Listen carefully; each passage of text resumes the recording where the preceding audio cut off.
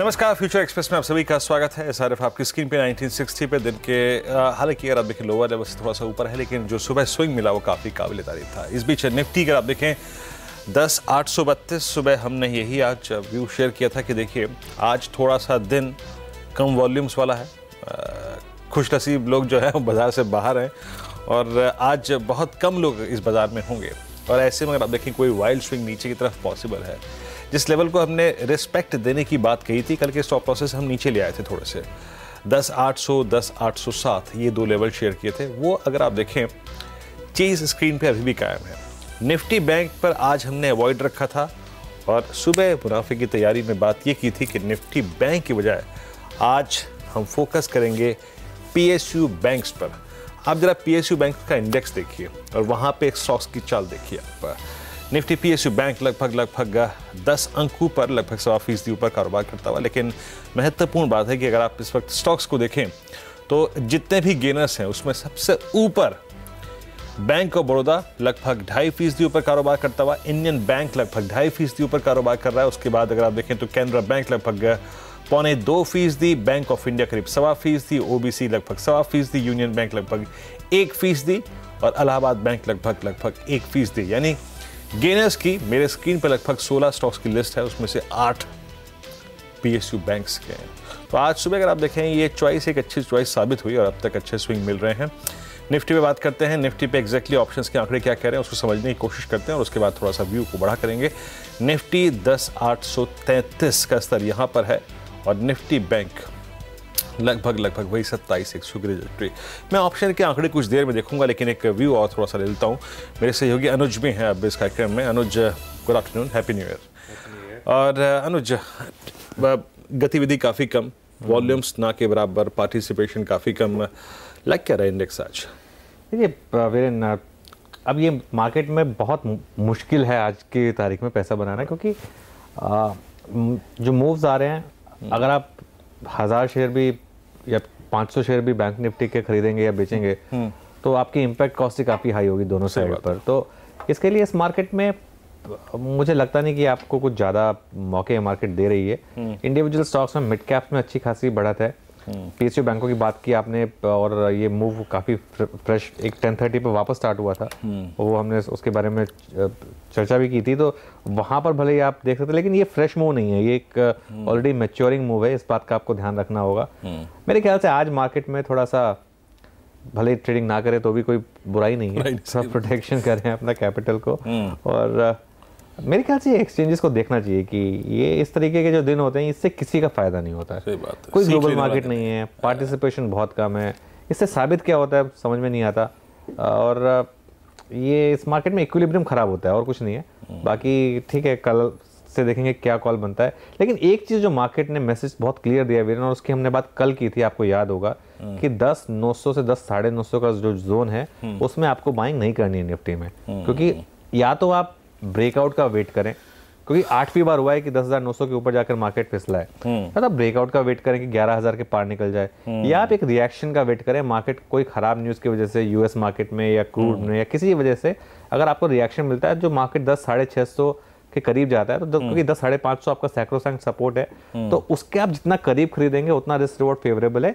या तो फिर आप 11,000 के ब्रेकआउट का वेट करें कि 11,000 एक बार क्रॉस हो जाएगा तो कंफर्मेशन आ जाएगा कि जो एक बार 11,000 का ब्रेक हुआ तो उसके बाद मार्केट में सीधा 400 पॉइंट का मूव मिलेगा आपको। तो वो बेटर ट्रेड होगी कि या तो आप उसका वेट करें या फिर एक रिस्क रिवॉर्ड को फेवरेबल होने का मौका दें और थोड़ा मार्केट में रिएक्शन आने दें। इस समय आप कोई भी ट्रेड लेंगे तो वो एक तरीके की जो ब्लैक जैक ट्रेड होती है या कसिनो ट्रेड होती है, लग गई तो लग गई, नहीं लगी तो नहीं लगी, वो उस तरीके की ट्रेड हो जाएगी। वो प्रॉपर रिस्क मैनेजमेंट ट्रेड नहीं। मान लीजिए मेरी लॉन्ग है तो कहाँ तक होल्ड करूँ अभी अगर आप लॉन्ग हैं? निफ्टी अगर मैं काफ़ी समय से आपका 10,550 का स्टॉप लॉस है फिर, क्योंकि वो आपको याद होगा 26 दिसंबर बॉक्सिंग डे वाले दिन जब मार्केट जहाँ से घूमा था वहाँ से घूमा था, वही स्टॉप लॉस है आपका। ऐसी मार्केट्स में जो स्टॉप लॉस हैं वो थोड़ा डीप हो जाते हैं, क्योंकि ये 50-60 पॉइंट का आप स्टॉप लॉस लगा नहीं सकते इस मार्केट में। आज की टर्निंग पॉइंट क्या होगा? आज का टर्निंग पॉइंट बहुत ही इंटरेस्टिंग स्टॉक है वीरेन, मैं उसकी बात कर रहा हूँ। फार्मा शेयर में है डिवीज लैब्स। अच्छा, मैं फिर से दर्शकों को वार्न कर दूं कि प्लीज़ इसको आज मत चेज करें, क्योंकि आज फिर वही इशू है, आप ले लें उसके बाद कुछ फॉलो अप में नहीं आएगा तो प्रॉब्लम हो जाएगी। मैं डिवीज लैब्स को इसलिए देख रहा हूँ क्योंकि यहाँ पर एक इशू होगा। अभी म्यूचुअल फंड्स में आपको याद होगा एक 6 महीने पहले इशू हुआ था जब रिवीजन हुआ था लार्ज कैप्स और मिड कैप्स का, तो उसमें काफ़ी स्टॉक्स में काफ़ी इश्यूज आए थे। अभी डीवीज लैब्स जो है वो मिड कैप से लार्ज कैप में जाने वाला है, तो मिड कैप से लार्ज कैप में जब जाएगा तो जो म्यूचुअल फंड्स हैं उनको काफ़ी बाइंग करनी होगी इसकी, और इसका जो फ्री फ्लोटिंग स्टॉक है वो काफ़ी कम है, और ये स्टॉक एक बहुत बड़ी बुल मार्केट में इसका हाई था 1580 का, वो कंपल्सरी चेज जो होगा। हाँ बिल्कुल, तो 1580 से ये स्टॉक करेक्ट करना शुरू हुआ, और अब इस समय जो ये ट्रेड कर रहा है ये अपने 20 और 50 डे मूविंग एवरेज के करीब करीब ट्रेड कर रहा है। और आज के अगर आप इंटरडे चार्ट देखेंगे तो 5 डे चार्ट में 200 दिन की मूविंग एवरेज पे इसने एक बाउंस दिया है। तो मेरे ख्याल से एक रिस्क रिवॉर्ड के तहत बहुत ही शानदार ट्रेड है ये, लेकिन ये फिर से बोल दो इंटरडे ट्रेड नहीं है, पोजिशनल ट्रेड है। ये जो रिवीजन होगा म्यूचुअल फंड्स का ये मेरे ख्याल से 5 या 6 तारीख के करीब होगा, वहाँ से इसमें मेरे ख्याल से बहुत ज़बरदस्त बाइंग आएगी उसके बाद। Okay, exactly. अगर आप देखें डीवीज लैब और अनुज का अगर आप देखें तो ये डिस्क्लोजर भी है कि इसे एक डे ट्रेड ना समझें या फिर आज ही खरीदने या फिर निपटाने के बारे में मत सोचिए। ये एक कैलकुलेटेड अगर आप देखें रिस्क लिया गया है, और जैसे कि अनुज ने कहा कि इसको चेज करना पड़ेगा जब इसका क्लास चेंज हो रहा है। तो क्या टारगेट दिया अनुज आपने इसमें अप्रोक्सीमेटली? 1580-90 का इसका प्रीवियस हाई था। ये एक स्टॉक की एक ट्रैजेक्टरी देखेंगे तो लगातार नया हाई बनाता रहता है। 1582 अगर आप देखें 1590 का एक टारगेट लेके जा सकते हैं। शुक्रिया अनुज इस पूरी बातचीत के लिए। अब हमारे साथ अश्विनी गुजराल हैं। अश्विनी नमस्कार, कार्यक्रम में स्वागत है आपका। अश्विनी, निफ्टी पर क्या कर रहे हैं? और आज कल का अगर आप देखें जो वो लो था 10,840-850 उस जोन को वॉलेट हमने किया और सारा का सारा मूव शिफ्ट होकर अब पीएसयू बैंक्स पे आ गया है, इंडिविजुअल स्टॉक्स पे आ गया है। निफ्टी बैंक पर आपकी अप्रोच क्या है?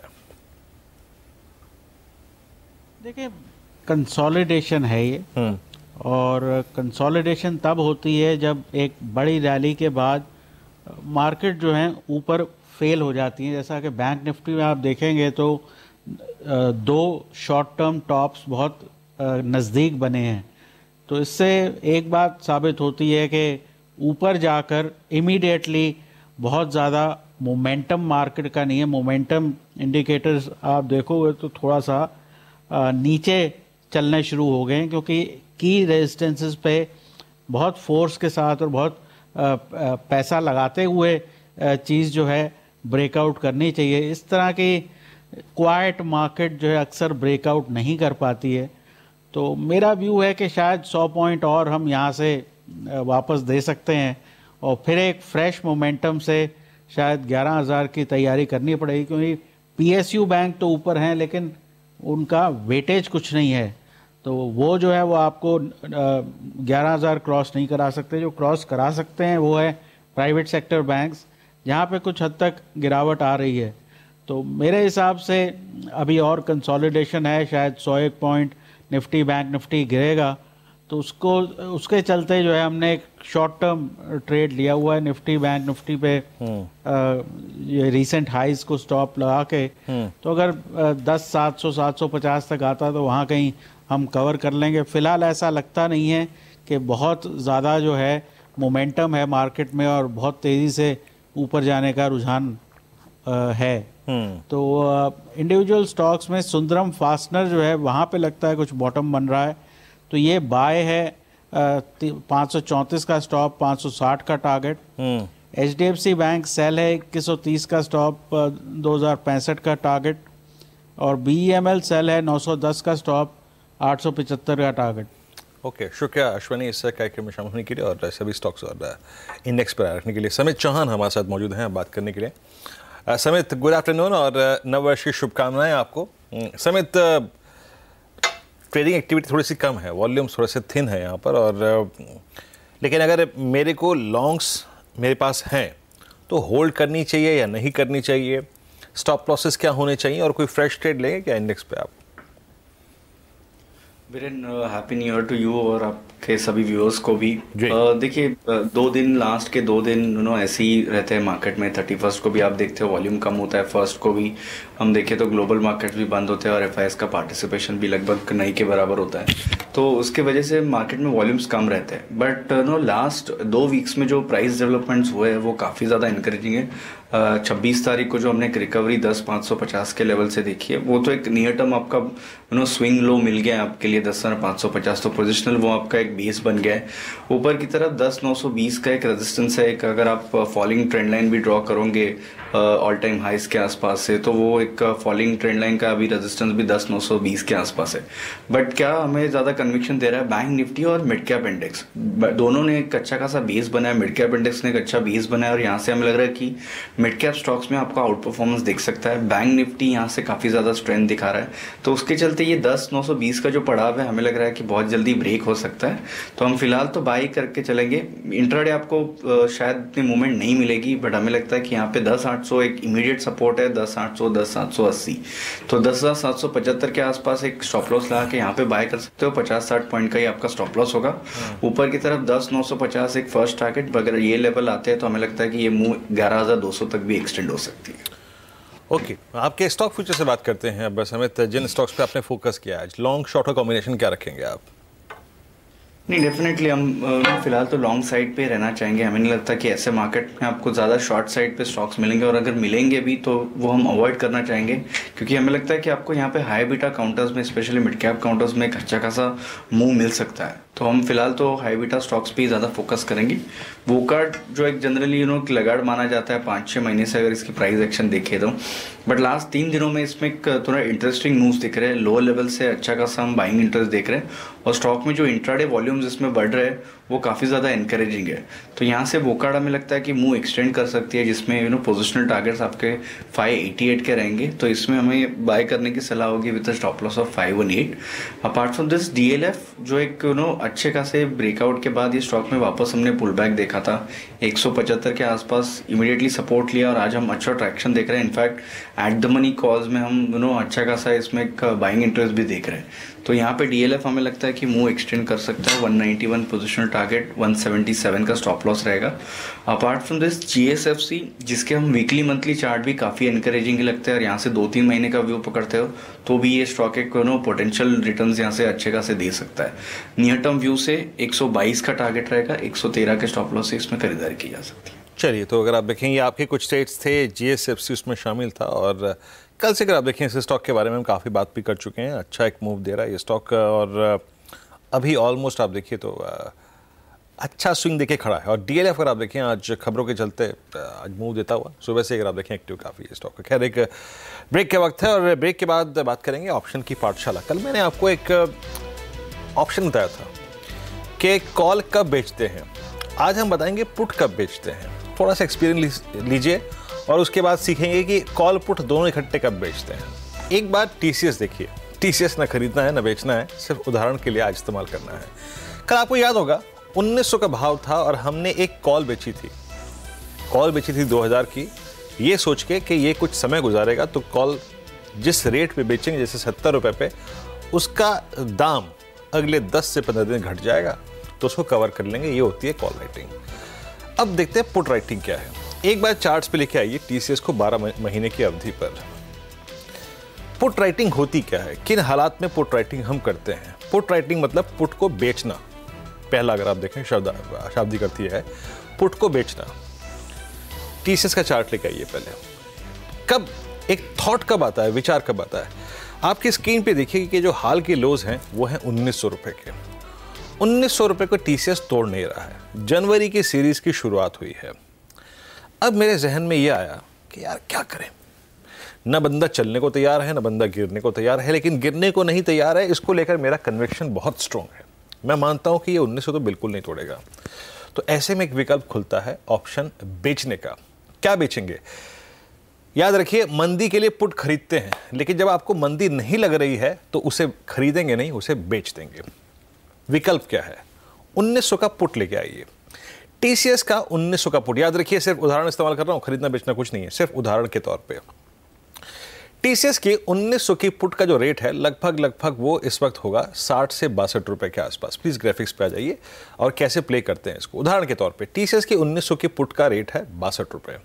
मेरे को लग रहा है बॉस ये 1900 रुपए नहीं तोड़ेगा, और बल्कि ये 1900 से 1950 हो जाएगा, बल्कि 1950 से ये 2000 हो जाएगा।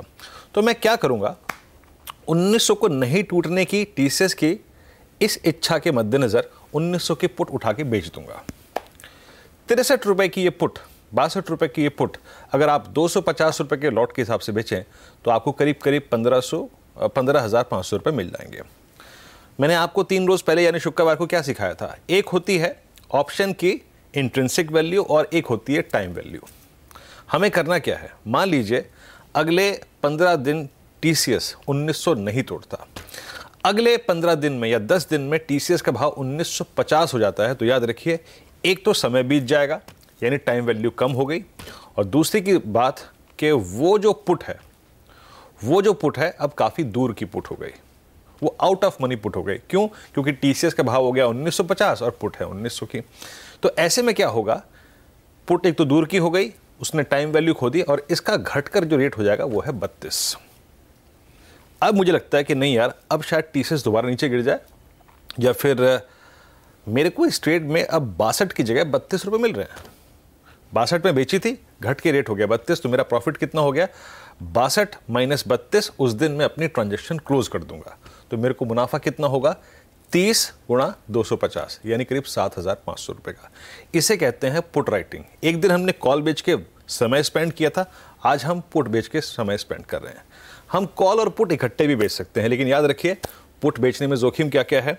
पूरे कॉन्ट्रैक्ट के पैसे लगते हैं, जितना कि एक फ्यूचर को खरीदने और बेचने में पैसे लगते हैं उतना ही पैसे लगते हैं किसी भी ऑप्शन को बेचने में।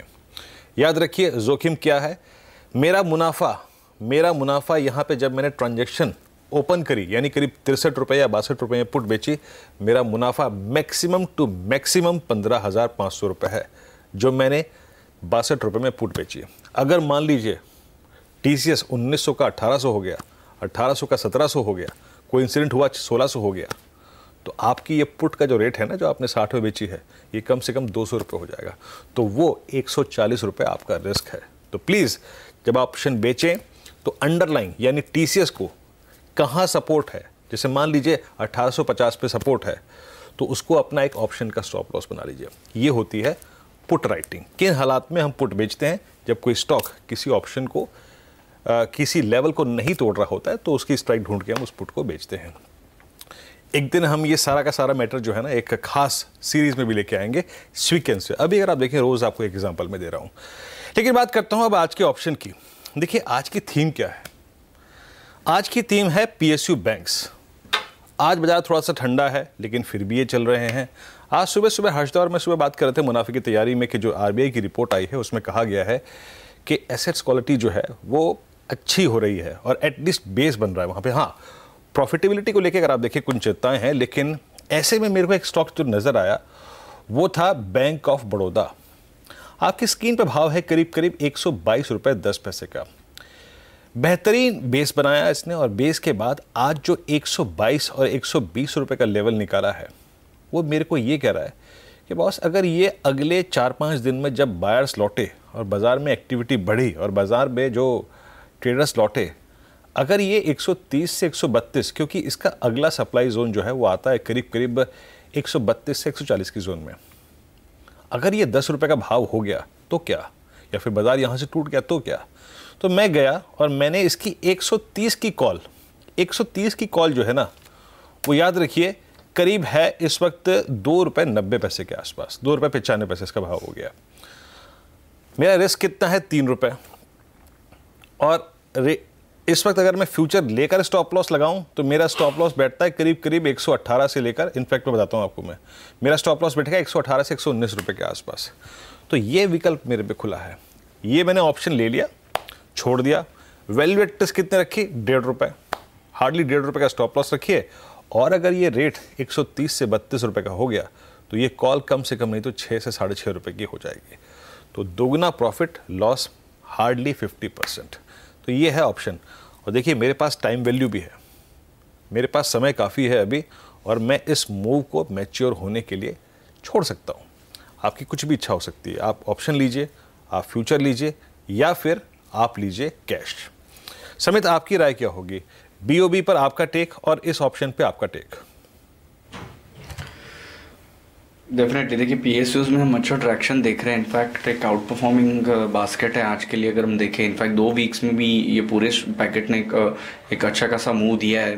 Bank of Baroda last month भी हमें लग रहा था कि 115-16 का एक बैरियर ये ब्रेक कर पाएगा, और ये सीरीज में इसने किया है। तो यहाँ से एक अपवर्ड एक डाउनवर्ड गैप एरिया है जो क्रिएट हुआ था 18 सितंबर को, तो वो उसका रेंज 130 से लेके 132 का है। तो वो गैप एक बार फिल करने के लिए बैंक ऑफ बड़ौदा जा सकता है। तो हमें लग रहा है कि आने वाले कुछ दिनों में 130-32 का लेवल आ सकता है इसमें। और जो आपने ये ऑप्शन की भी अभी 130 की स्ट्राइक बताई है, तो ये डेफिनेटली इसमें 130-32 का लेवल अगर आता है तो वहां से एक 5.5-6 तक ये ऑप्शन का भाव हो सकता है। चलिए, तो जो हमने और सब इतना डिस्कस किया ना, ये कि एग्जैक्टली ऑप्शन हमने क्यों चूज़ किया। हम एक रिस्क ले रहे हैं, रिवॉर्ड हमारा अगर आप देखें 50% से ज़्यादा का है, मतलब 100% ज़्यादा का है, माफ़ कीजिएगा, 6 रुपये का लक्ष्य है। और स्टॉप लॉस अगर आप देखें 1.5 रुपये का। फ्यूचर वाले अगर आप देखें स्पेशली प्लेयर इस चीज़ पर फोकस कर सकते हैं।